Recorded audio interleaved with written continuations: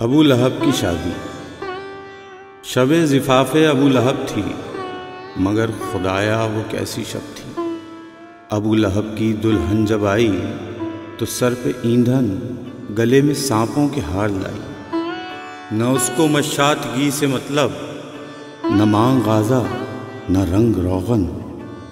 گلے میں سانپوں کے ہار اس کے تو سر پہ ایندھن۔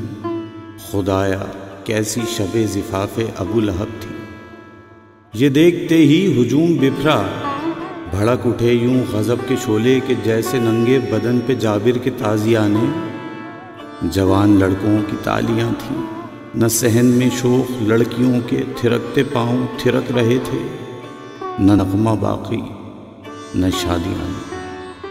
ابو لہب نے یہ رنگ دیکھا، لگام تھامی، لگائی مہمیز۔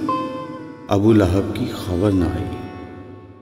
ابو لہب کی خبر جو آئی تو سال ہا سال کا زمانہ غبار بن کر بکھر چکا تھا۔ ابو لہب اجنبی زمینوں کے لال و گوہر سمیٹ کر پھر وطن کو لوٹا۔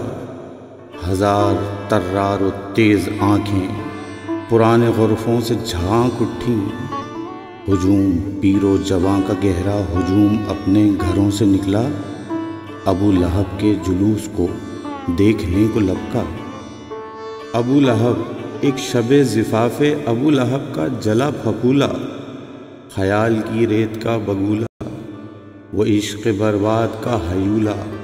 ہجوم میں سے پکار اٹھی، ابو لہب تو وہی ہے جس کی دلہن جب آئی تو سر پہ ایندھن، گلے میں سانپوں کے ہار لائی۔ ابو لہب ایک لمحہ ٹھٹکا، لگام تھامی، لگائی مہمیز۔ ابو لہب کی خبر نہ آئی۔